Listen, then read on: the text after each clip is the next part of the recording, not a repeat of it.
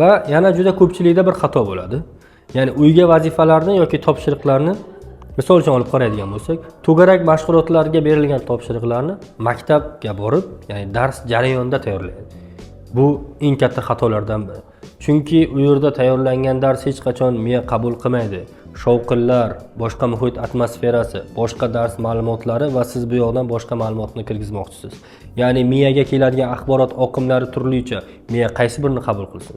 Undan ko'ra boya aytgandek, yuqorida aytganimizdek, bitta xonaga kirib alohida dars qilganingiz ma'qul. Hech qachon maktab paytida yoki maktab dars jarayonida boshqa fanlaringiz bilan shug'ullanmang, buni foydasi yo'q. Undan ko'ra o'sha maktabda o'tilayotgan darsga 10 minut yoki 5 minut quloq solsangiz, siz nimadir yangi axborot olasiz. 1% bo'lsa-da olasiz baribir. Garchi o'zingiz buni sezmasangiz ham. Qachondir bu narsa foydali jihat bo'lishi mumkin.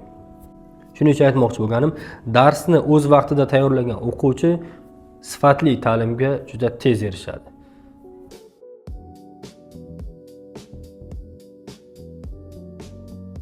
Demak, bizda yana ikkinchi tavsiyalardan biri.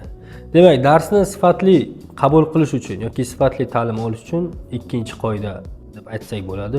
Bu ustozdan so'rash. Ya'ni siz mana shu dars haqida yoki fan haqida nimadir tushunmadingiz. Dars mobaynida 2 soat dars mobaynida sizga ustoz tushuntirib berdi. Siz nimadir jihatni tushunmadingiz. Mana shu jihatni ustozdan so'ray bilgan odam yoki o'quvchi eng yaxshi o'quvchidir. Ya'ni aytishadiki, bilmaganni so'rab o'rgangan olim, orlanib so'ramagan o'ziga zolim deganlar. Shuning uchun aytmoqchi bo'lganim, bilmadingizmi so'rang. Xo'p, bilimsizlik ayb emas, bilmaslik ayb deyshadi. Demak, siz so'ramasangiz, u sizning eng katta aybingizdir. Doim jarayonda o'quvchilarga o'qituvchi tushundinglarmi degan paytda ha deb ular bilan birgalikda ketish, bu sizning eng katta dushmaningizdir. Mayli, tushunmasangiz uyalmang. Tortinmang, ustozdan so'rang. Xohlasangiz darsdan keyin qolib so'rang. Xohlasangiz darsdan chiqqandan keyin so'rang yoki xohlasangiz telefon orqali, muloqot qilish orqali yoki uylariga borib so'rang. Biz ham shunday qilganmiz. Hozir yoshlarimizda barcha imkoniyat bor. Hech qayerga chiqish shart emas.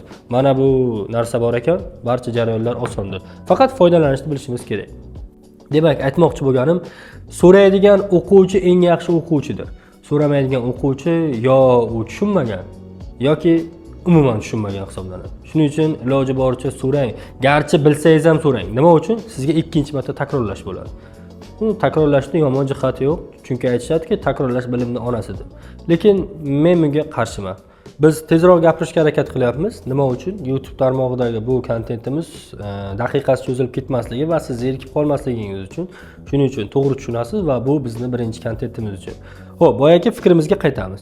Demak, nima uchun takrorlash bilimning onasi degan g'oyaga qarshi chiqaman? Sababi, yaxshi o'quvchi, zo'r oladigan o'quvchi yoki rostdan shu fanni olishga mana bu yerda o'zini o't olovi bo'ladigan o'quvchi bitta o'qishdayoq o'sha ma'lumotni eslab qola oladi.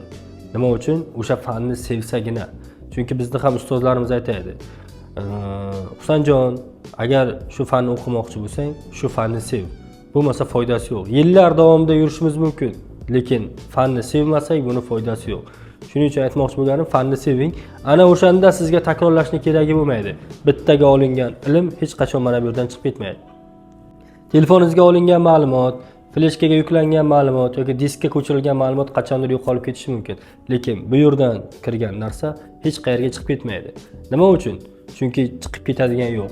Siz buni qanchalik tashqariga chiqarsangiz, ya'ni zaboningiz orqali bu ma'lumotlarni qancha ko'p foydalansangiz, bu yanada mustahkamlab sizda esingizda qolishni boshlaydi.